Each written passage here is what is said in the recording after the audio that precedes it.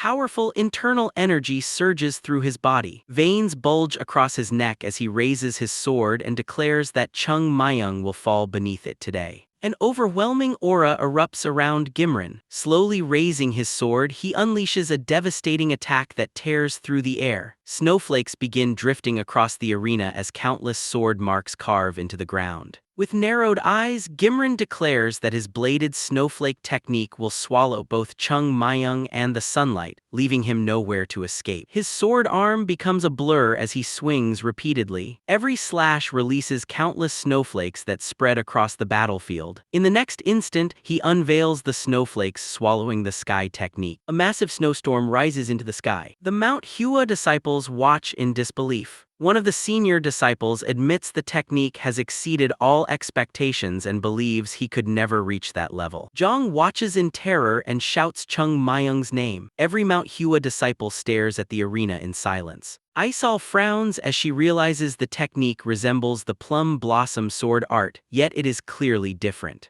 Standing calmly before the approaching storm, Chung Myung reflects that he has seen something like this before. He imagines the demonic sect facing the true 24 Plum Blossom Sword art and realizes they must have felt the same overwhelming pressure. The storm closes in. Chung Myung quietly adjusts his footing and concludes that this technique is nothing more than an empty shell. Watching from the sidelines, suddenly recognizes the stance. He remembers reading about it in an ancient text. Horror fills Hyansen's face as he realizes Chung Myung is preparing the 7 Plum Sword technique. He immediately shouts for him to stop, warning that he hasn't fully mastered it and is still too inexperienced to use such a dangerous sword art. Ignoring the warning, Chung Myung calmly reflects that everyone believes only the Plum Blossom Sword art can make flowers bloom. But the 12 snowflake sword technique is merely an imitation. It copied only the appearance, leaving behind its true essence. Powerful energy gathers around Chung Myung's body and sword. He declares that every true sword technique of the Mount Hua Sect can make flowers bloom. With that thought, he unleashes the 7-plum infinity sword technique, Wild Plum Strike. His overwhelming sword aura collides head-on with Gimrin's storm. As Chung Myung continues swinging his sword, wave after wave of power erupts across the arena. Like plum blossoms blooming even on towering trees before scattering with the wind, every strike gives rise to an even greater surge of sword energy. Within moments, a giant plum blossom rises into the sky. Its blooming petals withstand the overwhelming force of the snowflakes swallowing the sky technique. Gimrin stares in disbelief. He thought the Mount Hua Sect had long since lost the Plum Blossom Sword art.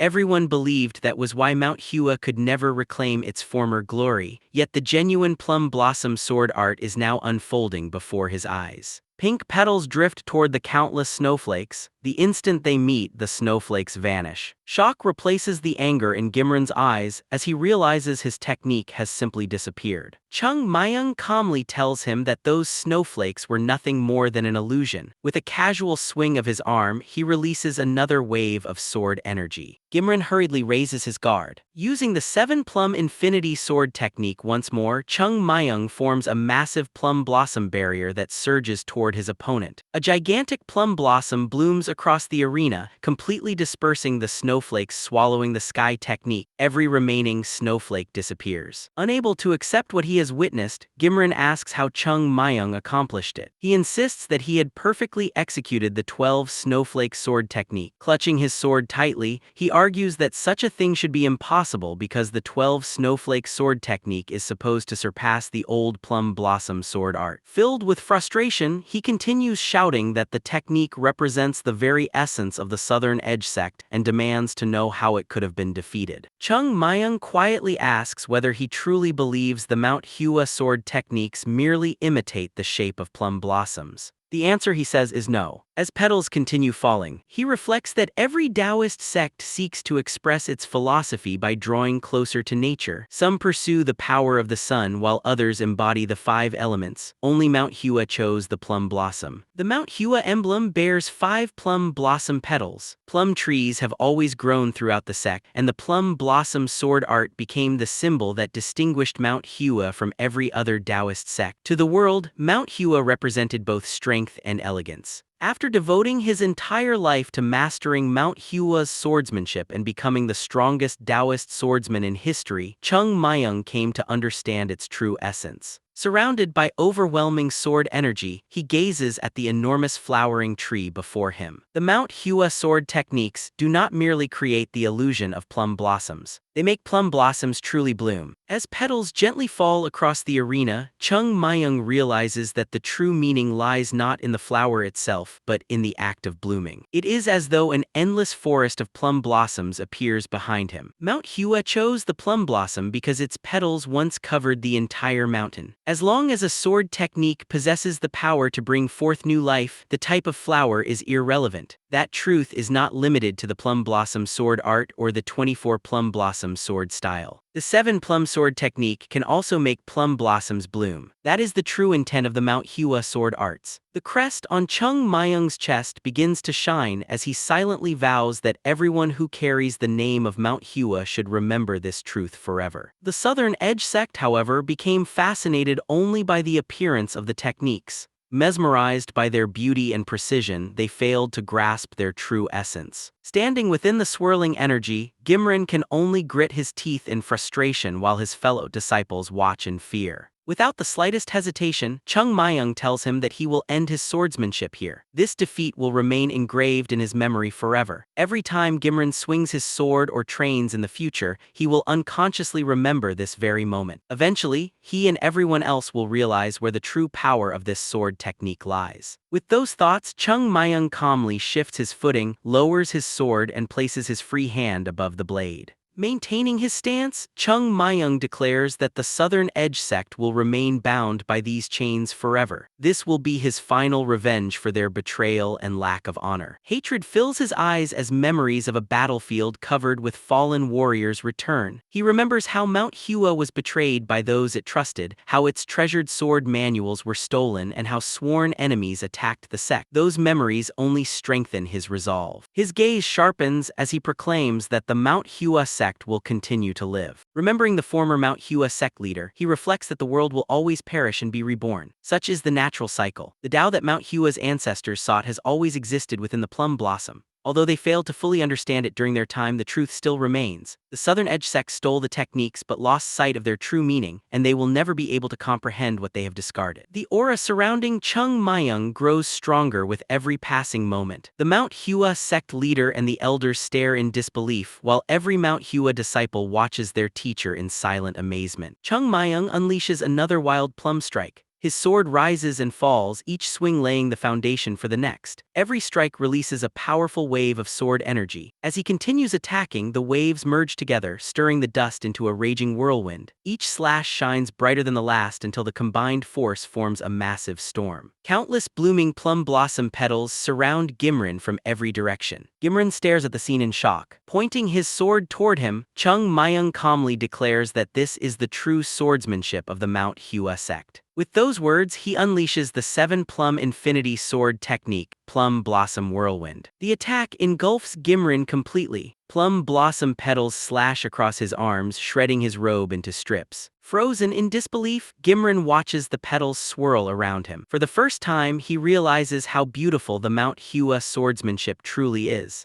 As he wonders where he went wrong and why his own swordsmanship could never achieve such beauty, a single petal gently brushes his forehead. When the light fades, Chung Myung is already standing behind him. He lands lightly on the arena while Gimrin continues staring at the sky. A crack suddenly appears across the ornament on his forehead. Moments later, it splits cleanly in two. Under the clear blue sky, plum blossom petals continue drifting through the air as Gimrin's headband flies free before falling to the ground with a sharp sound. At that moment, Gimrin drops to his knees before collapsing onto the arena floor. Only Chung Myung remains standing. The Mount Hua disciples stare at their defeated opponent while Chung Myung stands with his back to him, calmly spinning his wooden sword. Deep cuts left by their techniques cover the arena. Finally turning around, Chung Myung announces that this time, Mount Hua is the victor of the conference. His companions stand speechless in shock. Tears fill the eyes of the Mount Hua sect leader before a proud smile spreads across his face as he declares Mount Hua's victory. Beak Chung stares in disbelief before raising his fist into the air. The other disciples immediately follow, erupting in celebration. Even the head of the finance department jumps to his feet, laughing with joy. The disciples excitedly shout that they defeated the Southern Edge sect and that Chung Myung won all 10 matches. Smiles spread across every face as they celebrate their first conference victory after years of defeat. Zhang watches his companions with a satisfied smile. For the past 10 years, everyone had grown accustomed to losing. Now, even the senior disciples who constantly argued with the third generation are celebrating together. Whatever disagreements existed between them no longer matter. Mount Hua has reclaimed its pride, and that is what truly matters. The celebration only grows louder. Suddenly, Ghoul grabs Zhang by the front of his robe and shakes him excitedly, shouting that the crazy fool actually did it. Chung Myung defeated Gimrin and achieved 10 consecutive victories. As the celebration continues, Chung Myung quietly clutches his chest. Blood spills from his mouth and he realizes he pushed himself a little too far, wiping the blood away. He reflects that only by giving everything he had to the 7-plum sword technique was he able to defeat Gimrin.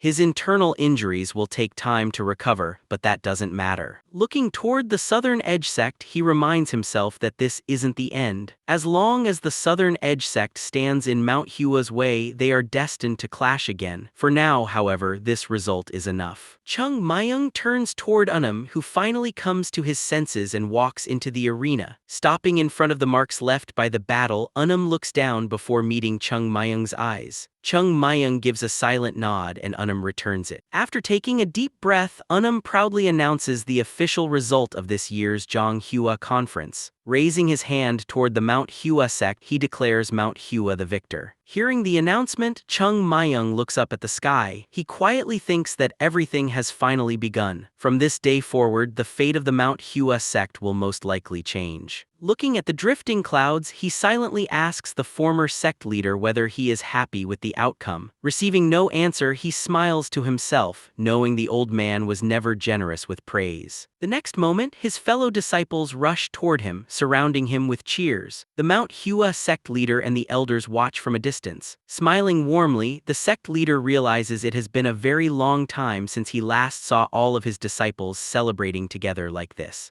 Angam quietly suggests that they should calm the celebration and conclude the event properly, since the Southern Edge sect is unlikely to appreciate their excitement. Meanwhile, the Southern Edge sect leader sits with his head lowered, trembling with anger. Haiyan Jiang approaches and congratulates him on the match. Remaining composed, the Mount Hua sect leader humbly replies that luck was on their side today. The Southern Edge sect leader bitterly responds that the celebration is understandable since Mount Hua has never experienced such a victory before. He tells them to enjoy it because it may be their first and last. He insists that losing the conference doesn't mean the Southern Edge sect has fallen behind, arguing that a few matches between second and third generation disciples prove nothing. At that moment, Chung Myung steps forward and remarks that the Southern Edge sect leader is still as rude as ever. The old man immediately looks up. Chung Myung then turns toward Ghoul and asks whether it's appropriate to behave so disrespectfully after winning the conference. Ghoul points to himself in confusion, asking if Chung Myung is really talking about him and reminding him that he's his senior. Without saying another word, Chung Myung suddenly kicks Ghoul in the leg, knocking him to the ground. He calmly tells him to show more respect to his elders, adding that such behavior is extremely rude. Watching the scene, the Southern Edge sect leader's face turns red with anger. Chung Myung then folds his arms and turns toward the Mount Hua sect leader, saying that now the sparring has ended, he wishes to properly show respect to the Southern Edge sect leader. The Mount Hua sect leader warmly praises him,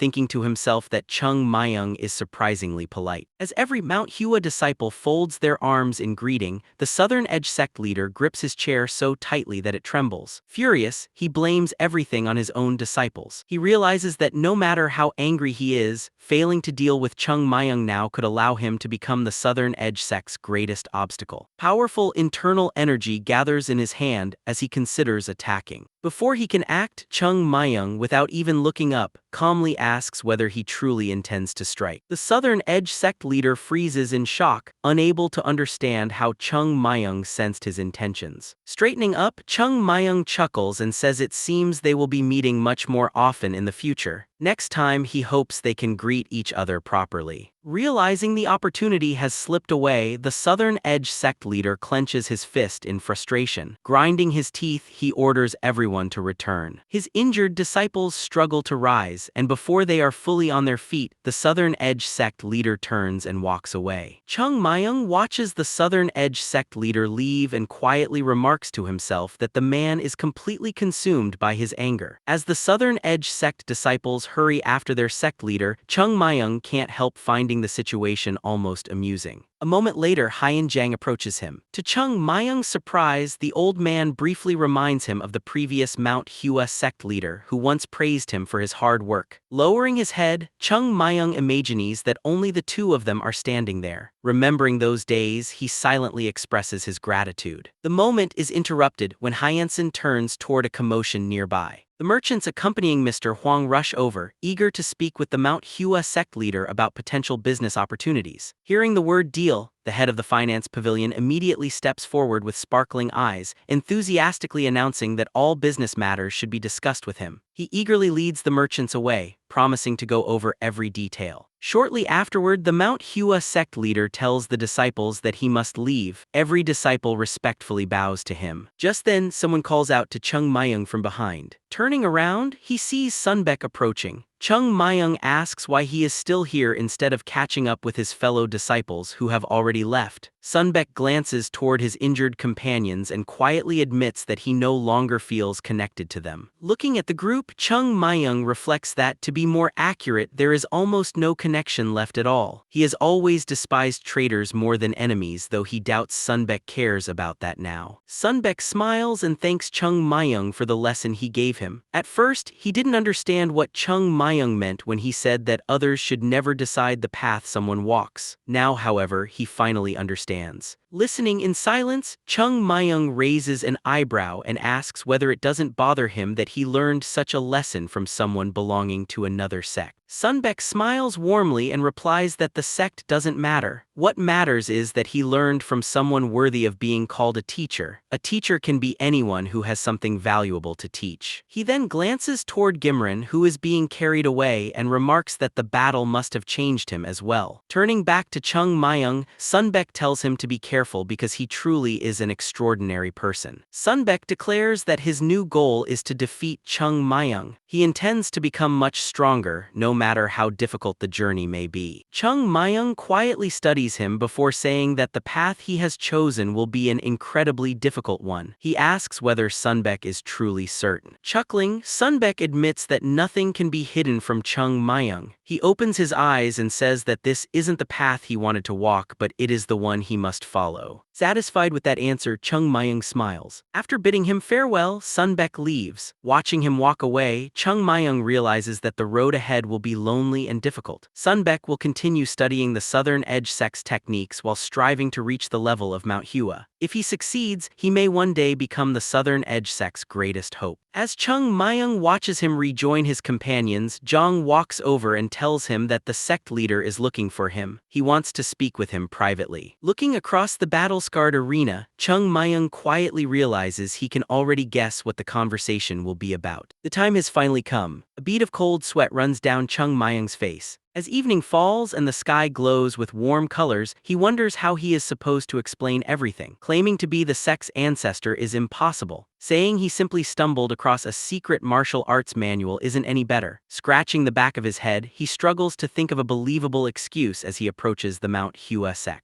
Before he can say anything, the head of the finance pavilion grabs his cheeks and pulls them in both directions. Laughing loudly, he calls Chung Myung their lucky star. He says he has never heard of anyone making money through sparring matches. At first, he believed the sect leaders were simply throwing money away, but instead they ended up bringing in an enormous fortune. Hyensen points at Chung Myung and asks if he is injured. Chung Myung replies that he only has a small cut. Hyensen immediately insists that his injuries could become worse and says he should go to the medical hall. A moment later, he changes his mind and declares that the head of the medical hall should come to them instead. When the Mount Hua sect leader asks who he is talking about, Hyensen replies that he is obviously referring to Chung Myung. There is no reason for him to walk to the medical hall when the doctor can come to him. Hyen Jang lets out a helpless sigh before standing up. Calling Chung Myung to follow him, he quietly walks away. Without hesitation, Chung Myung follows. As mist drifts through the mountains, the two slowly climb toward the summit. Watching the sect leader's back, Chung Myung realizes this is the second time he has followed him like this. The first was outside the secret storage. He remembers how back then the sect leader's back seemed weighed down by the burden of Mount Hua's decline. Today, however, he walks with confidence as though that weight has finally begun to lift. The leaves sway gently in the wind. After a while, they stop at the mountain's highest point, where the setting sun stretches across the horizon. As Chung Myung joins him, the sect leader asks how it feels to stand at the highest point of Mount Hua. Looking into the distance, Chung Myung simply replies that it is very high. Smiling, the sect leader agrees before warmly bringing up the Plum Blossom Sword technique Chung Myung demonstrated during the battle. Surprised, Chung Myung immediately wonders whether this is the question he had been expecting. He tells himself to stay calm because he doesn't know exactly what will be asked. Quietly reaching toward his belt, he prepares to take out a small piece of paper he had prepared in advance. Before he can, the sect leader softly calls his name. To Chung Myung's surprise, the sect leader bows deeply before him and thanks him. Startled, Chung Myung hurriedly waves his hands, asking what he is being thanked for and why the sect leader is bowing to him. Without lifting his head, the sect leader explains that he is grateful because Chung Myung never relied on the authority of the sect or placed himself above everyone else. Instead, he remained an ordinary young disciple. He says he always wished to witness a day like this at least once in his lifetime, and Chung Myung made that wish come true. Caught off guard, Chung Myung can only stare in silence. After straightening up, the sect leader says that, as the head of the sect, there is still one question he must ask. He asks how Chung Myung managed to make flowers bloom while using the 7-plum sword technique. Another bead of cold sweat appears on Chung Myung's face. The paper in his hand crumples, he quietly lets it go and the wind carries it away. After a brief pause, he answers that it simply happened naturally. While practicing the 7-plum sword technique, the plum blossoms appeared on their own. He admits he doesn't fully understand how it happened, but believes every sword technique of the Mount Hua sect may be capable of producing the same result. The sect leader silently gazes into the distance. Without taking his eyes off the horizon, he realizes his question was unnecessary. After all, that is the true essence of the Mount Hua sword techniques. Looking at Chung Myung as he gazes into the distance, the sect leader says that although he is only the youngest third-generation disciple, he has already advanced further than anyone else. If the other disciples devote themselves to the same relentless training, they too may one day reach that level. Every disciple of the Mount Hua sect has that potential, and when that day comes, it will mark the beginning of a new era for Mount Hua. Glancing at the one who brought the sect its greatest victory, the sect leader quietly calls him the noble Plum Blossom Blade. The two continue looking toward the horizon as the sect leader reflects that no one has deserved that title for a very long time. One day, when every disciple of Mount Hua can make plum blossoms bloom, someone truly worthy of that name will appear. Chung Myung quietly replies that such a day is still very far away. The sect leader looks back at him and laughs, calling him a scoundrel for ruining such a beautiful moment. After a brief silence, he asks Chung Myung what the Mount Hua sect truly means to him. The question catches Chung Myung by surprise. Memories begin flooding back. He remembers drawing on an elder's face, stealing something right under another elder's nose, and shaking hands after nearly beating someone to death during a sparring match. He remembers sleeping on the rooftops and walking beneath blooming plum trees with his companions. One memory stands out above the rest. While walking together beneath the falling petals, a companion placed a hand on his shoulder and asked the very same question. Back then, Chung Myung simply brushed his hand away and answered that Mount Hua was just Mount Hua. Nothing more needed to be said. Returning to the present, Chung Myung smiles and gives the same answer. Mount Hua is simply Mount Hua. The sect leader smiles warmly, saying he understands. For a disciple of Mount Hua, that answer alone is enough. Turning to face Chung Myung, he explains that after everything that happened today, Chung Myung will never again be able to live quietly, no matter how much he wishes to. That is simply how the world works. He asks whether Chung Myung is prepared for all the hardships that lie ahead. A faint smile appears on Chung Myung's face. He replies that if he couldn't face those challenges, there would have been no point in starting. The sect leader lowers his head with a satisfied smile. Since Chung Myung has already made up his mind, he declares that the entire Mount Hua sect will do everything in its power to protect him. Placing a hand over the Mount Hua crest on his chest, he promises on behalf of himself and the entire sect that they will stand beside Chung Myung against every hardship he faces. Chung Myung is briefly surprised. He knows the sect leader has countless questions he could ask, yet instead of seeking answers, he simply promises to protect him. Looking at the old man's sincere smile, Chung Myung realizes that although the sect leader has never enjoyed great fame or extraordinary achievements, he has earned both his respect and his recognition. Placing his own hand over his chest, Chung Myung quietly replies that he doesn't need to be protected. He only asks that they walk this path together. That is what the Mount Hua sect truly means. The two silently look at one another. After a few moments, the sect leader smiles and says he hopes to hear those words from Chung Myung again someday. Without lowering his hand, Chung Myung confidently replies that he certainly will. By the time their conversation ends, the sun has nearly disappeared beyond the horizon. Night falls over Mount Hua. From the disciples' quarters, laughter and excited shouts echo through the mountains as everyone celebrates defeating the Southern Edge sect. The disciples enthusiastically reenact techniques, wave their arms, and laugh together. Standing off to the side with Zhang and Gul admits he won't be able to sleep tonight. Folding his arms, he says that every time he closes his eyes, he sees the outline of Chung Myung's sword technique. It has completely filled his thoughts and he can't even find the words to describe it. Zhang quietly watches his friend, wondering if he feels exactly the same way. Looking at his hand, Zhang admits that he didn't realize it at first because because everyone was overwhelmed by their first victory. But once the excitement faded, his thoughts kept returning to that sword technique. He wonders what it should even be called. Was it really something almost beyond imagination? Remembering the incredible technique Chung Myung displayed, Jong stares at his palm and asks himself whether he could ever wield such a sword technique. Without lifting his head, Ghoul quietly asks whether they will ever be able to use it themselves. Jong turns toward him before admitting that, although he probably shouldn't say this as the senior-most third-generation disciple, he has always wanted only one thing: to become stronger. He never cared how high he climbed or which techniques he mastered. Strength alone had always been his goal.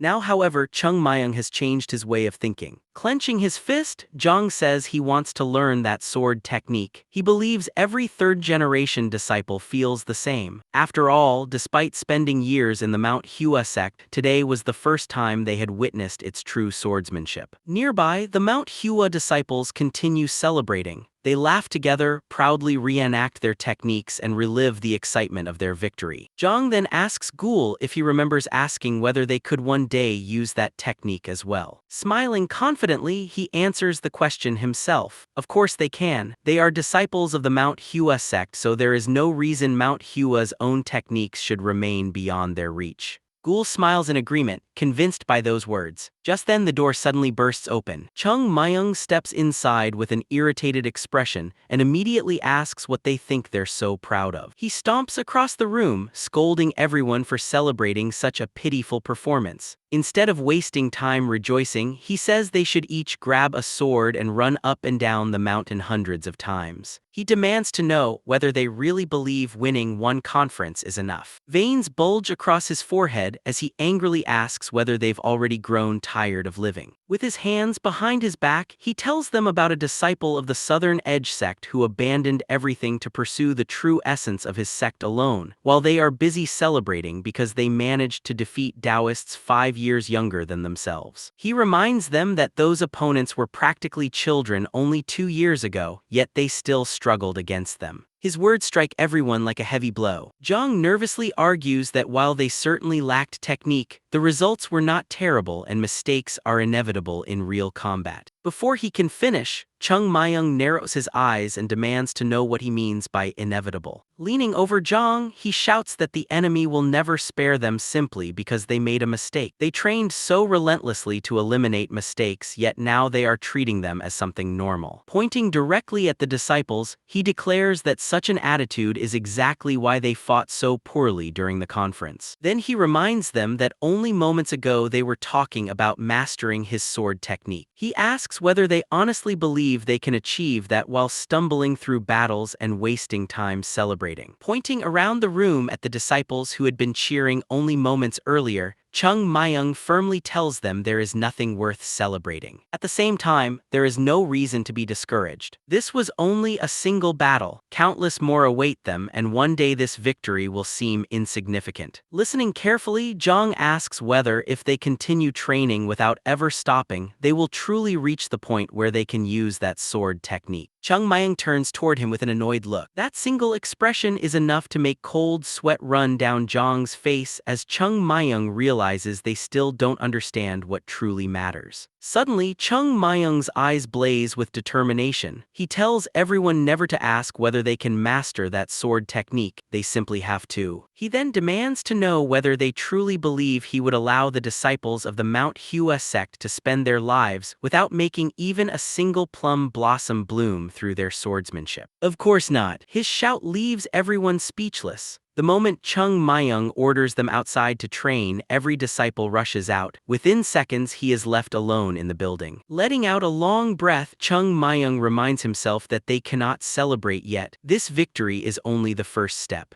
Turning around, he reflects that it is good the disciples have finally gained confidence in themselves. The important thing now is making sure that confidence never turns into arrogance. Just then, he notices someone standing quietly by the doorway. Raising an eyebrow, he asks what the man is doing there. Baek Chung steps out from behind the door and says he came to speak with him. Frowning slightly, he asks Chung Myung if they could take a walk together. Under a sky covered with dark clouds, the two walk into the mountains. After a while, Chung Myung sits down on a rock, complaining that his legs hurt. Beek-chung looks at him and can't help thinking that, despite being so young, he acts like a middle-aged man. Closing his eyes, Beek-chung thanks him for taking the time to meet. Chung Myung casually replies that there is no need for thanks since Beek-chung is still his senior. Patting his sore leg, Chung Myung jokingly asks why he was brought to such a dark place and whether Beek-chung plans to attack him again. Turning toward him, Beek-chung says he watched the battle against Gimren. Chung Myung achieved a complete victory, leaving even the second-generation disciples speechless. Now that the excitement has faded, however, they are all left with mixed emotions. Curious, Chung Myung asks him to stop speaking in circles and get to the point. Taking a deep breath, Beek-chung clenches his fist and admits that he wants to become stronger. He explains that, as a senior disciple, asking someone younger for help is not easy. Even so, after thinking it over countless times, he could not find a better solution. He insists that he isn't questioning the abilities of Mount Hua's elders. He simply believes there are things that only Chung Myung can teach him. As difficult as it is to admit, he fears that if he doesn't change, the third-generation disciples will eventually surpass him, and he cannot allow that to happen. Raising an eyebrow, Chung Myung asks whether Beek-chung is really setting aside his pride to ask a third-generation disciple to train the entire second generation, including himself. He then asks what he would possibly gain from taking on such a burden. Surprised, Beek-chung replies that they all belong to the same sect, so helping each other should be natural. Before he can continue, Chung Myung interrupts him, reminding him that he is already spending much of his time training the third-generation disciples. Beek-chung points out that, by that logic, Chung Myung has no reason to train them either, yet he still does. When asked why, Chung Myung simply shrugs and admits that he doesn't really know. The two fall silent. Beek-chung wonders what motivates Chung Myung. What could he possibly gain by dedicating himself to the third generation? Unable to find an answer, he frowns before asking whether Chung Myung expects the second-generation disciples to address him as their elder. Waving his hand, Chung Myung immediately rejects the idea. He says he isn't that arrogant. With a bead of cold sweat running down his face, Beek-chung reminds him that Mount Hua still has rules that everyone must follow. Crossing his arms, Chung Myung asks whether Beek-chung has ever actually watched the third-generation disciples train. Beek-chung recalls seeing Chung Myung sitting on Ghoul's back while shouting orders at exhausted disciples who could barely crawl. Most of the time, they looked as though they were being driven completely insane. Without looking away, Chung Myung asks whether Beek-chung truly believes he could train the second-generation disciples, their own seniors, in exactly the same way. He explains that he somehow managed to find an approach that works for people his own age. But if he tried using those methods on the second generation, the sect leader would probably punish him before long. Hearing those words, Beek-chung frowns. He realizes Chung Myung never said it was impossible to train the second-generation disciples, only that it would create problems. His mind drifts back to the conference. He remembers Chung Myung driving his fist into an opponent's stomach, Ghoul overwhelming his own opponent, and another third-generation disciple claiming victory. He recalls the triumphant cries that echoed across the arena. Returning to the present, the veins on Beek-chung's face bulge as he bites his lip. After a long pause, he clenches his fists and declares that, as long as he remains a disciple seeking guidance, he will address Chung Myung as his master. Before he can continue, Chung Myung immediately raises a finger and tells him to stop. He asks whether Beek-chung truly means only until the training ends. Does that mean he will no longer recognize him as his master afterward? Crossing his arms, Chung Myung says that if Beek-chung is truly prepared to follow him, then he should do so before training, during training, and after training for the rest of his life. Otherwise, Chung Myung cannot help him. Beek-chung lets out a deep sigh. He remembers Chung Myung recreating the overwhelming Plum Blossom whirlwind. He recalls Gimren's confusion as the blooming petals surrounded him before his inevitable defeat. Leaving those memories behind, Beek-chung raises his head and firmly vows that from this day forward he will address Chung Myung as his senior. Furthermore, no second-generation disciple of the Mount Hua Sect will ever use their rank against him. Chung Myung quietly listens. The moment he hears that promise, his eyes light up. A sly grin spreads across his face as he realizes he has completely won Beek-chung over. Early the next morning, thick clouds cover the sky. The The doors of the disciples' quarters open, and one of the third-generation disciples complains that, even after several days, he still hasn't gotten used to the intense training. Turning to his companions, he admits that at least they now know the effort isn't wasted, and he has even started enjoying it. Before he can finish, the entire group freezes. Every second-generation disciple is standing in formation on the training grounds. The third-generation disciples stare in confusion, wondering why all of the elders have gathered there so early in the morning. At that moment, Chung Myung steps forward and asks whether everyone has arrived. Jong quickly approaches him and asks why the second-generation disciples are lined up outside the White Plum House. Patting Jong on the shoulder, Chung Myung says the second generation has suffered enough. Watching how badly they have been treated broke his heart. With a sarcastic smile, he announces that the world is about to become a much better place because, starting today, every disciple of Mount Hua will train equally. Standing at the front of the second generation disciples, Baekjung remains completely composed. Jong glances at him before jokingly asking Chung Myung whether this better world sounds suspiciously like hell. Chung Myung immediately denies it. Pressing one fist into his palm, he loudly announces that the second-generation disciples have voluntarily joined them today, and as their master, he is deeply moved. Standing before both generations, he reminds everyone that training is never effective if it feels easy. They didn't come here to rest. Only when they finish training with every muscle aching,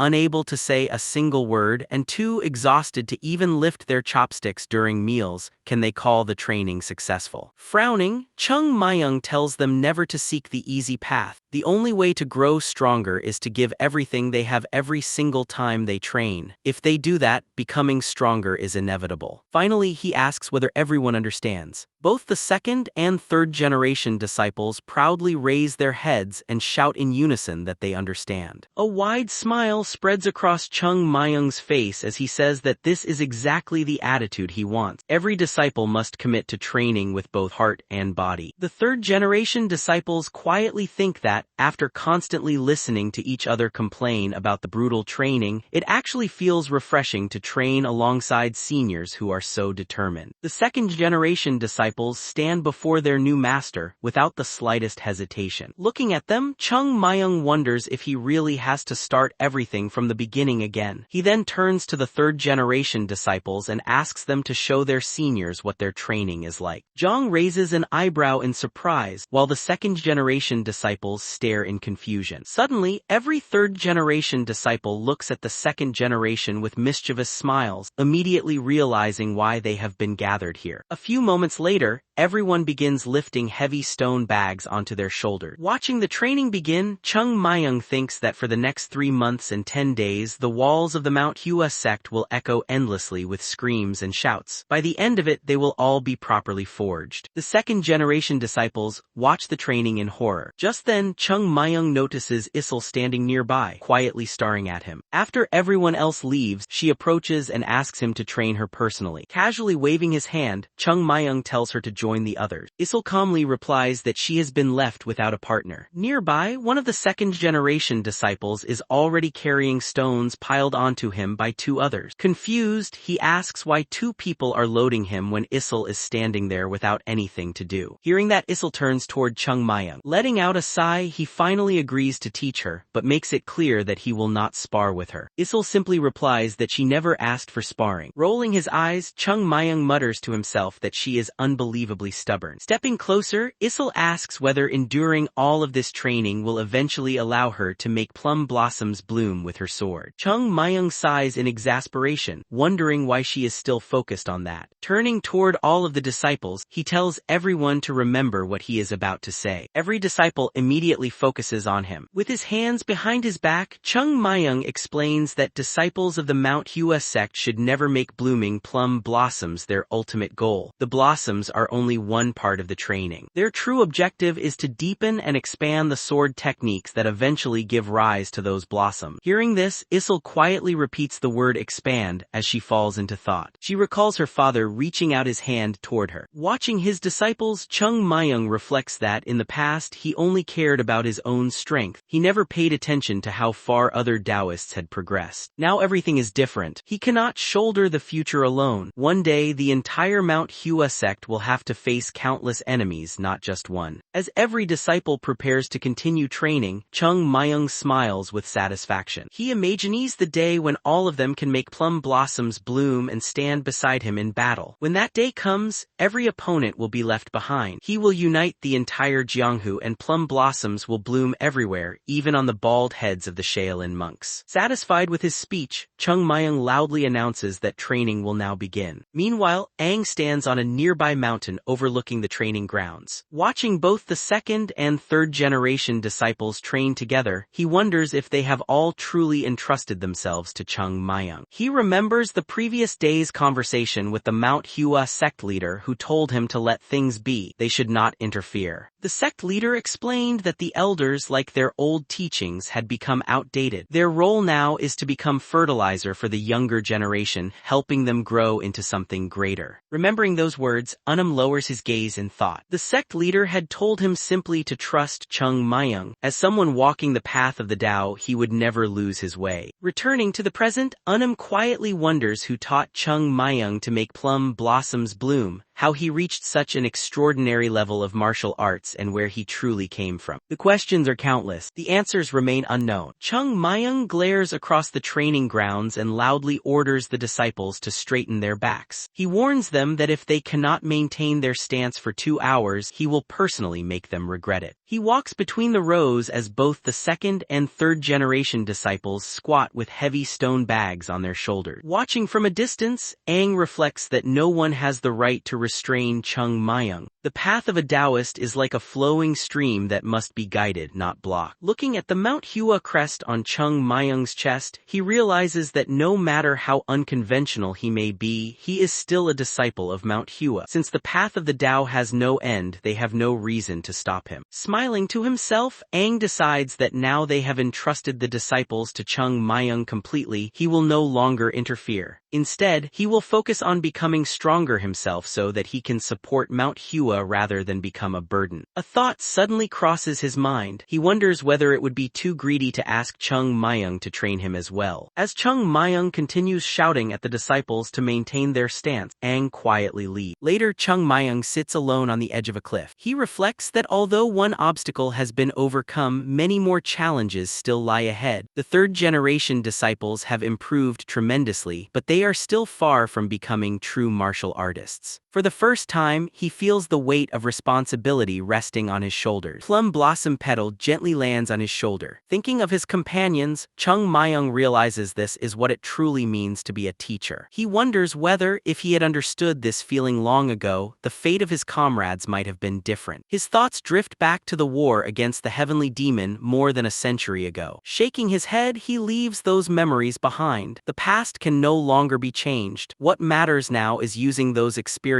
to make better decisions and build a better future. Taking a deep breath, Chung Myung gathers a small sphere of internal energy between his palms. He quietly watches it grow, realizing that true strength only requires time and steady progress. The sphere fades away. He vows that one day the Mount Hua sect will rise beyond these mountains and become the greatest sect in the world. He also knows that far greater hardships await. Looking toward the horizon, Chung Myung resolves to create a place where every disciple of Mount Hua can stand safely, no matter what dangers lie ahead. To accomplish that, he must become even stronger. He must become worthy of the title of the Noble Plum Blossom Blade. Clenching his fist, he silently swears that when he reaches that level, even the heavenly demon will fall before him. Suddenly, the image of someone from his past appears behind him and quietly asks whether his plum blossom has bloomed yet. Startled, Chung Myung turns around. After a brief silence, he looks forward again and calmly answers, "Not yet." Rising to his feet, he declares that the day will certainly come. Resting the tip of his sword against the ground, he smiles confidently and says there is no need to worry because he will give everything he has. After all, he is Chung Myung. With that, he turns and walks away without looking back. Time quietly passes. Yellow leaves blanket the ground as autumn arrives at Mount Hua. Plum blossom season comes to an end. Winter follows, leaving the branches bare beneath snow-covered mountains. Large icicles hang hang from the rooftops. Then spring returns once more. As the snow melts, a single drop of water falls onto a newly blossomed plum flower, and the cycle begins again. A young man climbs the steep path to Mount Hua. Reaching the summit, he rests a hand on his knee and lets out a sigh of relief, saying he has finally arrived. Looking up, he sees the words Great Mount Hua Sect engraved above the main gate and smiles with satisfaction. Sweat runs down his face as he recalls how, after the Hua conference 2 years earlier, Mount Hua's reputation had risen dramatically. As far as he knew, the sect had never enjoyed such widespread respect. Hoping his father's judgment was correct, he walks toward the entrance. A moment later, he knocks firmly on the gate and calls out, asking if anyone is there. After waiting in silence for several seconds, he introduces himself as a visitor seeking an audience with the Mount Hua sect. Receiving no reply, he knocks several more times and looks up at the gate again, thinking that if anyone were inside, they should have heard him by now. Just then the gate slowly opens. The visitor smiles. Baekjung looks at him curiously and asks who he is. The young man explains that he has come to meet the Mount Hua sect leader. Baekjung apologizes and says the sect is not receiving visitors today, suggesting that he return tomorrow. The visitor stares at him in disbelief. Climbing the mountain once was exhausting enough, and the thought of doing it again tomorrow is completely unacceptable. After calming himself, he politely asks whether there is any way he can be allowed inside because he must meet the sect leader today. Baekjung shakes his head, explaining that outsiders are not permitted to enter. Unless the matter is truly urgent, he will have to come back tomorrow. Suddenly, the visitor raises his voice and insists that he is not an outsider. Dropping his bag onto the ground, he introduces himself properly. He explains that he comes from the Huashan-Sekte, a sect affiliated with the Mount Hua sect, and that he has urgent business with the sect leader. Turning back to Baekjung, he admits it was his own fault for arriving without notifying them in advance. Even so, he asks if the sect leader could at least be informed that someone from the Huashan-Sekte has come seeking immediate assistance. Surprised, Baekjung repeats the name of the Huashan-Sekte. Realizing the visitor represents one of Mount Hua's affiliated sects, he quickly escorts him inside. A short while later, laughter echoes through the sect leader's residence. The head of the finance pavilion warmly welcomes the visitor, remarking that among all the affiliated sects over the past 30 years, the Huashan-Sekte has been the only one that consistently continued sending financial support. Smiling broadly, he says the young man already resembles a true disciple of Mount Hua and asks what brings him here, promising to help if possible. The visitor is caught completely off guard by the unexpectedly warm reception. Besides the sect leader and the finance pavilion head, 4 other elders are present. The head of the finance pavilion cheerfully adds that if the Huashan-Sekte ever needs a loan, he would gladly provide one at an excellent interest rate. The moment he says that, Hyanson starts to rise from his seat. Noticing this, the finance pavilion head immediately coughs and says he will stop talking. After sitting back down beside Hyanjang, he grumbles that everyone always interrupts him whenever he tries to help. Watching the exchange, the Mount Hua sect leader wonders when the man had started behaving like a responsible adult. Turning his attention back to the visitor, he notices that the young man has finally relaxed and gently asks what happened and why he has come. Regaining his composure, the visitor explains that the Huashan-Sekte has fallen into a difficult situation. His father sent him to ask Mount Hua for assistance. Hyanjang smiles and asks what kind of help they require. Taking a deep breath, the visitor firmly speaks a single name: Chung Myung. Everyone in the room immediately turns toward him in surprise. The young man explains that he has come to request the hero of the Hua conference, the divine dragon of Mount Hua, Chung Myung. Silence fills the room as everyone exchanges surprised glances. The Mount Hua sect leader pauses before asking whether he remembered correctly that the young man was specifically requesting Chung Myung. The visitor nods firmly and confirms that he is. Closing his eyes, the old man says he first wants to understand exactly what kind of situation the Huashan-Sekte is facing. The young man apologizes, admitting his thoughts are somewhat scattered, then explains that everything began with a newly established martial arts academy called the Path Academy, which was built near the Huashan-Sekte. The academy is affiliated with the Wudang sect, and after its establishment, it immediately began recruiting disciples from across the region. At first, the Huashan-Sekte was not concerned because it was already well known throughout Nanyang. Remembering the academy's entrance bearing the name Path Academy, he explains that they soon changed their strategy and deliberately targeted the Huashan-Sekte instead. Recalling the fierce confrontation, he says their provocation succeeded, and his father, the sect leader, was seriously injured during a fight with the Path Academy's leader. If that had been the end of it, he would never have come to Mount Hua for help. However, it appears that the Path Academy intends to drive the Huashan-Sekte out of Nanyang completely. Thinking of the people wearing the Wudang crest, he explains that his father heard rumors that members of the Wudang sect would soon arrive in Nanyang. Fearing what would happen next, he immediately sent him to Mount Hua to request assistance. After hearing the explanation, Haiyan Jiang strokes his chin. Since sects under Wudang's protection are supposed to follow the Taoist path, he cannot understand why they would resort to such method. The young man quickly pleads with them not to reject his request. If Mount Hua refuses to help, the Huashan-Sekte will be forced to close its doors forever. He insists they are facing people who are truly ruthless. Hearing this, the Mount Hua sect leader realizes they cannot simply ignore the matter. The number of affiliated sects reflects the strength of the main sect, and Mount Hua is finally preparing to step back into the martial arts world. He imagines the day when more and more smaller sects gather beneath Mount Hua's banner. If they hope to restore the glory they once enjoyed, they must gradually rebuild that network. Thinking of his disciples, he believes the second generation will soon become the foundation of Mount Hua and eventually establish martial schools throughout the world. However, if they fail to protect the sects already affiliated with them, no future sect will trust Mount Hua enough to join. Still, the proposed solution gives him pause. Narrowing his eyes, he asks the visitor whether he truly intends to take Chung Myung with him. The young man answers without hesitation that he does. It is his father's earnest request. His father specifically ordered him to bring back Mount Hua's divine dragon, Chung Myung, the hero who single-handedly defended Mount Hua's honor against the Jongnam sect 2 years earlier. Hearing that, Haiyan Jiang raises his eyebrows in surprise. He cannot argue with the request, though he privately wonders who spread those exaggerated rumors because the stories reaching distant regions have clearly grown beyond the truth. He tells the visitor that they understand the situation and asks him to wait outside while the elders discuss the matter. After the young man leaves, silence fills the room. Suddenly, the head of the finance pavilion slams his fist onto the table and declares that they should immediately send their disciples to deal with the people responsible. He demands to know how anyone dared to treat Huashan-Sekte that way. Hyacinth agrees, extending a hand as he says they cannot ignore this incident. Mount Hua is finally capable of standing against Wudang again, and conflicts like this have often grown into full-scale disputes between sects throughout history. The old sect leader lowers his gaze thoughtfully. After a moment,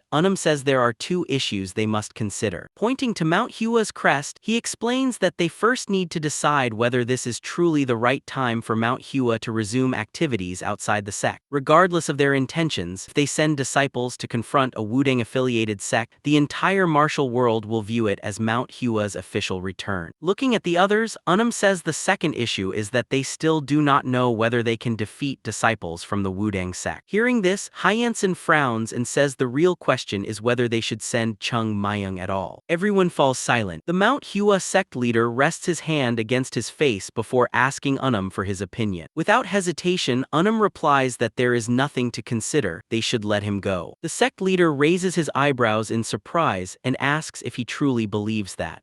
Calmly explains that Chung Myung will eventually have to enter the Jianghu. There is no reason to delay it. If they knew he intended to remain on Mount Hua for the rest of his life and devote himself entirely to Taoism, he would oppose sending him away. But that is clearly impossible. Chuckling, he adds that Chung Myung should experience the harsh reality of the martial world for himself. The old man smiles warmly, saying that wants the boy to face hardship and he understands his reasoning. Turning away, he remarks that it is a wise answer to a foolish question. After a brief pause, the Mount Hua sect leader asks where Chung Myung is. Replies that he entered secluded training and has not returned yet, though he should be back soon. As sunlight fills the sect grounds, Haiyan Jiang orders someone to summon Zhang. A short while later, Zhang arrives and asks whether he understood correctly that they plan to send Chung Myung on a distant journey immediately after he finishes training. The old man silently nods. Zhang is about to question the decision but stops stops himself, covering his mouth. The sect leader then introduces their guest from the Huashan-Sekte, explaining that he will accompany Chung Myung. Since they have a long journey ahead, it would be best for them to get acquainted. Afterward, the meeting ends, and Jong leaves the building with Sun. As they walk together, Sun notices that Jong appears young, yet the aura he carries is overwhelming. Cold sweat forms on his forehead as he feels an immense amount of internal energy, as though a vast lake exists within him. He wonders if this is the result of training at the main sect. Walking ahead, Jong tells him not to be shy and asks him to speak freely. Sun immediately asks what kind of Taoist Chung Myung really is. Jong pauses. Sun explains that everyone has heard of Mount Hua's divine dragon, but since Chung Myung has not appeared publicly for 2 years, countless rumors have spread about. Some describe him as a swordsman surrounded by an aura of blades, while others call him a noble warrior with unmatched virtue. Jong turns toward him in disbelief, wondering who could possibly describe Chung Myung that way. Realizing what he almost said, he quickly changes the subject and asks whether those stories are really that widespread. Sun confirms that they are. Jong smiles and says it would be better to meet Chung Myung in person than rely on rumors because they have already arrived. Sun looks up in amazement. Before them stands a mountain filled with cave entrances. Jong explains that this place is called the Plum Blossom Cave, where Taoists isolate themselves to train and seek enlightenment. Blushing with excitement, Sun asks if that means Chung Myung is currently cultivating inside. Jong steps forward and says he will call him. Standing before a massive boulder, he hesitates, then quietly calls out to Chung Myung, asking if he can hear him. Silence follows. After waiting for a few moments, Jong laughs awkwardly and assumes Chung Myung must be completely absorbed in his training. Watching Jong call out so quietly, Sun narrows his eyes and wonders if he really expected anyone to hear him. Jong turns to him and says Chung Myung is probably deeply focused on his training, so they should head back and speak with him later. Before they can leave, the massive boulder sealing the cave explodes. Fragments scatter in every direction as a figure slowly emerges through the dust. Sun stares in shock. This is the man who single-handedly defeated 10 second-generation disciples of the Southern Edge sect, including Gimran, one of the most promising Taoists of the younger generation. As Chung Myung steps into the light, he grumbles that he nearly died because of those grain pills. Stretching his neck, he complains that this is exactly why he hates secluded training and declares that he will never agree to it again. Sun silently watches him with an awkward smile. Doubt fills his mind as he begins to wonder if he has mistaken the legendary divine dragon for someone else. Standing on the rocky slope, Chung Myung brushes the dust from his shoulders and complains about the mess. Sun continues staring at him, convinced that the man before him is nothing like the divine dragon of Mount Hua described in the rumors. Even so, there is something remarkable about him. His well-built physique and natural confidence make him strangely charismatic despite his rough manner. Waving a hand, Chung Myung asks whether the time has finally come. Jong sighs and tells him there are still 3 days left. Chung Myung grumbles, asking why they came to disturb him before his training was over. Jong replies that the sect leader is looking for him. Closing his eyes with a smug smile, Chung Myung jokes that the sect leader must have missed him again and wanted him released from secluded training because he likes him so much. Jong quickly explains that this is not the reason. Something important has happened. Hearing that, Chung Myung looks surprised before asking what is going on. His attention then shifts to the unfamiliar young man standing beside Jong, and he asks who the kid is. The young man introduces himself as Sun and explains that he is from the Huashan-Sekte. Chung Myung repeats the name in surprise before recalling that the Huashan-Sekte was once one of Mount Hua's affiliated sects. He had assumed they had all disappeared, but it seems a few managed to survive even through difficult time. Turning to Jong, he asks whether he knows the sect. Jong casually replies that he does not. Walking past them, Chung Myung says they should head to the sect leader since everything will be explained there. After taking a few steps, he calls back that he will not wait for them. The two stand there briefly in confusion before hearing Chung Myung happily mutter that he can finally eat some meat. Watching him leave, Sun cannot hide his disbelief. The man looks nothing like a dignified Taoist from Mount Hua. If anything, he resembles a bandit. His thoughts are interrupted when Jong tells him they should follow. Confused, Sun asks if they are really following that man. He reminds Jong that they came to meet Mount Hua's divine dragon. Jong awkwardly replies that he has no idea which divine dragon Sun is talking about because the person walking ahead is exactly the one they came to meet. Hearing that, Sun is left speechless in shock. A moment later, cold sweat covers Sun's face. Unable to believe what he just heard, he asks again if that man is really Chung Myung. Muttering Chung Myung's name to himself, he struggles to process it. Jong raises an eyebrow and tells him he is getting surprised too early because there are still plenty of surprises waiting for him. Meanwhile, the man they are discussing has already walked far ahead, whistling casually. Later, inside the sect leader's residence, someone slams a fist onto the table and asks whether everything they just heard is true. 5 people sit around the table while 3 others stand nearby. Standing opposite the Mount Hua Sect leader, Chung Myung asks whether the disciples of the Wudang sect not only bullied one of Mount Hua's affiliated sects, but also forced them to seek help from the main sect. After hearing the confirmation, his face twists with anger as he questions how they could dare do such a thing. Sun watches in surprise as Chung Myung confidently pounds his chest and declares that there is nothing to worry about because he will go there himself and solve everything. The sect leader calmly asks how. Chung Myung immediately replies that he will simply teach those scoundrels from the Southern Edge sect a lesson. He is corrected that the opponents are from the Path Academy. Without missing a beat, he says it makes no difference what they are called.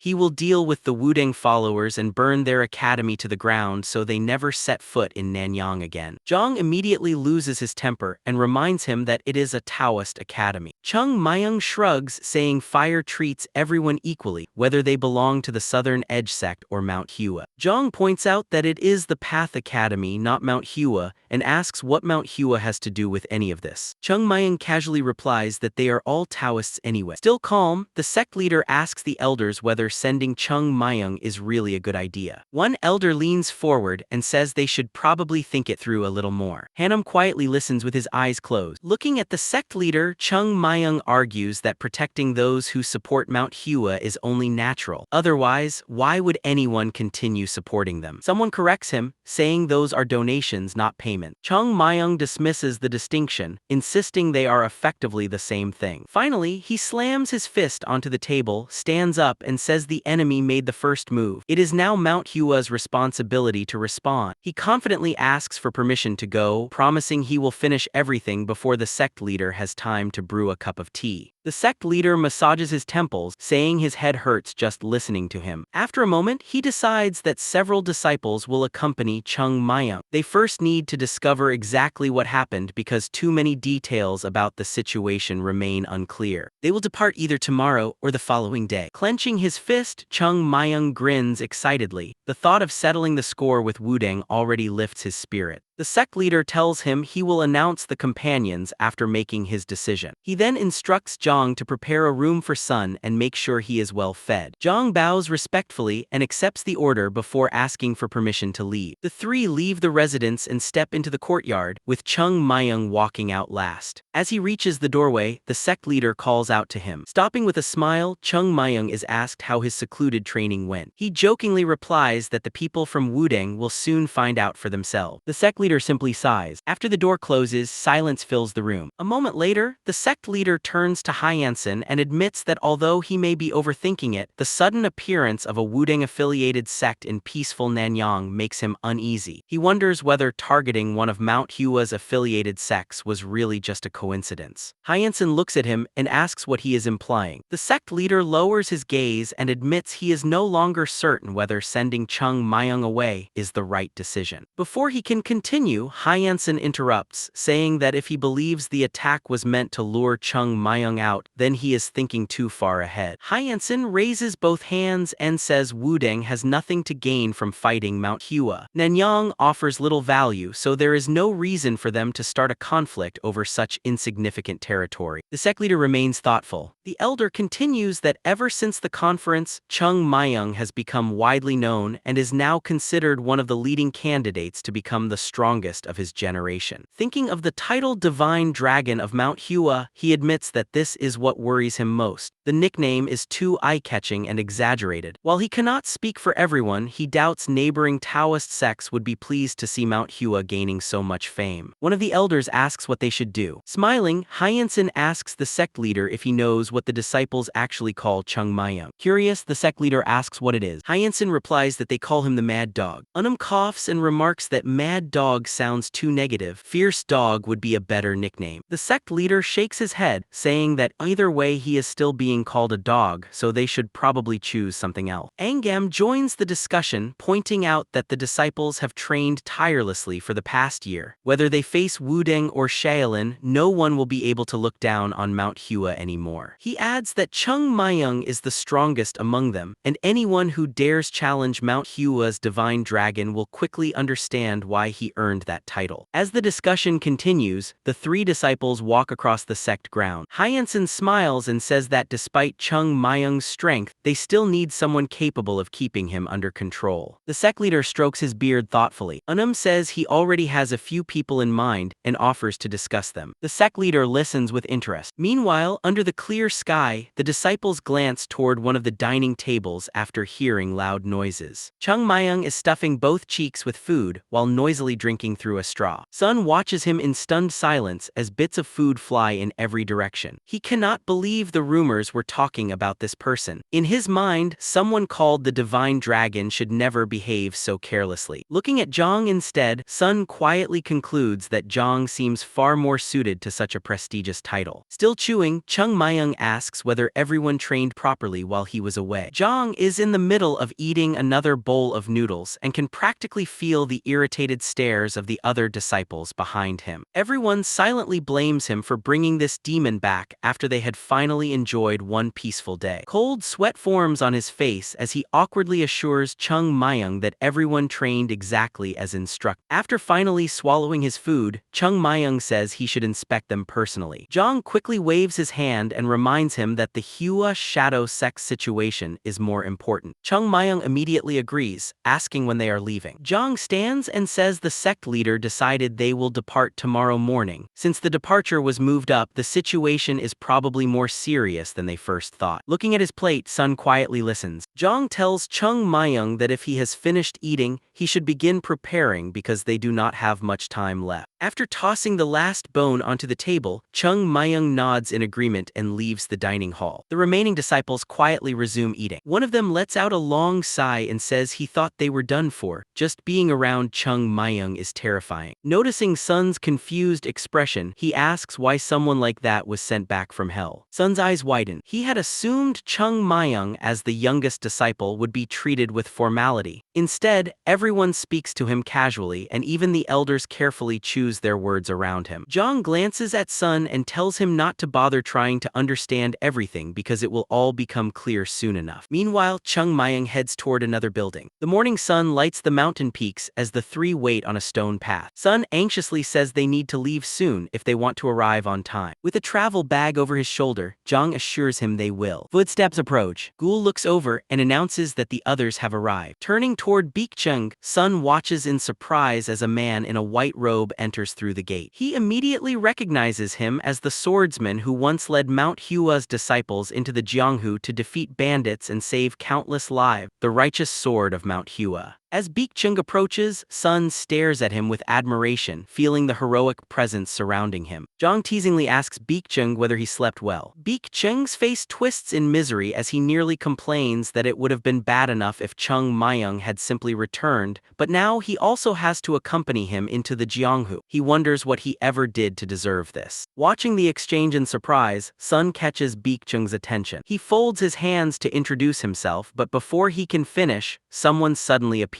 behind him. Startled, Sun jumps back in shock. Looking closely, he realizes it is a young woman. He cannot understand how she appeared without making a sound. As he looks up, he is struck by her beauty. Issel glances at him indifferently. Despite her cold expression, Sun thinks she is as beautiful as a blooming plum blossom and unlike anyone he has ever seen. Without saying a word, Issel walks past him. Sun watches her in confusion, thinking that everyone he has met in Mount Hua is extraordinary. The disciples smile at his reaction while Beekchung greets Issel. Then more footsteps approach. Sun realizes there is still one person who surpasses them all. The atmosphere immediately grows tense. Chung Myung arrives, casually remarking that everyone is early. The others secretly complain to themselves that they wanted more sleep instead of another assignment. Looking at Beekchung, Chung Myung asks whether he is coming too. Beekchung confirms it. Chung Myung nods as if it were obvious before looking at Issel and wondering why she is joining them. She simply coughs in response, prompting him to call call her strange. Just then the doors open. The Mount Hua Sect leader steps outside and asks whether everyone has gathered. The disciples immediately turn and bow respectfully. Looking toward Sun, the sect leader says he understands his concerns, but the companions he has assigned are among Mount Hua's most trusted disciples, and he is confident they will be of great help. Sun bows deeply and thanks him for assisting the Huashan-Sekte during such a difficult time. The sect leader then appoints Beggar as the leader of the group. Beggar accepts the responsibility with a respectful bow. Zhang and Gul bow as they receive their orders to support Beggar. Isol does the same. Finally, the sect leader turns to Chung Myung. Chung Myung respectfully folds his hands. The sect leader simply tells him not to cause any trouble. Chung Myung immediately complains that his instructions are completely different from everyone else's. The sect leader calmly repeats the same warning. Grumbling, Chung Myung reluctantly agrees. A faint smile appears on the sect leader's face as he looks over his disciples. He orders them to travel to Nanyang, help the Huashan-Sekte, and show the martial world that the Mount Hua Sect is alive once again. The disciples bow together, promising they will not disappoint him. They descend the long mountain staircase. As they leave, someone reflects that 2 years have already passed, and the time has finally come for the entire martial world to witness how much the Mount Hua Sect has changed. The group walks through the main gate. Standing on the mountainside, the sect leader watches them leave. Hearing laughter behind him, he turns to see Hyansin approaching. Hyansin jokes that 2 years ago the sect leader worried the Southern Edge sect would bully Mount Hua's disciples, but now he is worried Mount Hua's disciples might beat the Wudang disciples too badly. Stopping beside him, Hyansin says they should simply trust the disciples and wait. They are not reckless, and when they return, Mount Hua's reputation will only grow stronger. The sect leader sighs before quietly agreeing. The two elders continue watching the gate together as the sect leader remarks that fame is another form of glory. Far away, beneath a clear sky, sunlight shines over a large multi-story building. Someone remarks that they could run all the way to Nanyang, but Sun would never be able to keep up. They conclude they will need another method of travel. Chung Myung suddenly stops, causing everyone to turn toward him. He says there is no need to worry because he already has a solution. Holding up a string of coins, he proudly says he knows a few ways to travel. Everyone immediately asks where he got the money. Soon afterward, the group is riding in a horse-drawn cart. Zhang holds the reins while Gul sits beside him. Meanwhile, Chung Myung leisurely drinks straight from a bottle. Watching him wipe his mouth afterward, Sun quietly begins to wonder if the Taoist is actually an alcoholic. Sensing what he is thinking, Beggar explains that the Mount Hua Sect does not forbid drinking alcohol. Sun smiles awkwardly and nods. Isol casually tosses Chung Myung a snack, which he catches in his mouth without effort. Beggar then tells Sun not to waste time trying to understand everything happening around him because not everyone can. Sun simply watches in silence. As the carriage continues down the road, Beggar explains that they left in such a hurry he never learned the full details of the mission. He asks Sun to tell them more about the Huashan-Sekte. He already knows it is one of Mount Hua's affiliated sects, but the more they understand, the better they can help. Sun sighs before saying there is nothing particularly special about it. Beggar immediately disagrees. He says remaining an affiliated sect of Mount Hua was hardly an easy choice in the past, yet the sect never abandoned that title and continued wearing it with pride. Sun looks at him in surprise. Chung Myung also glances over, adding that there is probably no other place like it in the world. Lowering his head, Sun explains that his father stayed loyal purely out of duty. He believes his father may have been the only person truly proud of being a disciple of Mount Hua. Taking another drink, Chung Myung remarks that the sect must have endured countless hardships. People probably advised them many times to abandon Mount Hua because no one would willingly join a martial arts school connected to a fallen sect. If they had severed those ties, their situation would surely have improved. Sun quietly listens before speaking again. He says that if they had seen his father after hearing the news from the last conference, they would have understood. Remembering that evening, he recalls returning home with his father at sunset. His father celebrated by drinking 2 entire barrels of wine, even though he almost never drank. He repeatedly said that the Mount Hua sect had finally begun to rise again. Beggar listens attentively. Sun continues by explaining that his father had always been proud of belonging to Mount Hua, even though only his great-grandfather had actually trained there. Although his father was not even part of that generation, he never stopped honoring the sect. Thanks to the academy, they managed to survive without starving until the Path Academy appeared. After listening carefully, Chung Myung asks whether Sun's father really lost to the Path Academy's leader. Sun confirms that he did. The carriage rolls steadily through the forest. Sun says that is exactly what makes the whole situation so strange. His father trained diligently throughout his life and was strong enough that even warriors in their prime rarely stood a chance against him. While eating another snack, Chung Myung agrees with that assessment. He reflects that experienced martial artists only become stronger as their internal energy deepens and their aging slows as well. In the martial world, the oldest masters are often the most dangerous. Sun explains that the Path Academy's leader is actually very young, which is why he cannot believe his father was defeated. Looking ahead, Baekjung quietly remarks that there are too many unusual details for this to have been an ordinary duel between affiliated sects. He glances at Sun, who apologizes. The disciples sit quietly in the carriage with their hands resting on their knees. Sun admits that although his father sent him to Mount Hua, he personally never believed anyone could help them. After all, they were facing the Wudang sect, one of the strongest forces in the martial world. Clenching his hands, he says his father never lost faith in Mount Hua. Now, after meeting them, he finally understands why. No matter how everything ends, he says he will always be grateful to the Mount Hua sect for answering their call. With his mouth still full, Chung Myung indignantly asks what Sun means by saying, "No matter how it ends." Startled, Sun asks what he is talking about. Chung Myung raises his fist and declares that there is only one possible ending. They will defeat everyone and he will tear the Wudang disciples apart. Confused, Sun quietly asks why he is so obsessed with other people's heads. Jong replies that Chung Myung has always been like that. Seeing things getting out of hand, Baekjung raises his voice and tells Chung Myung to calm down.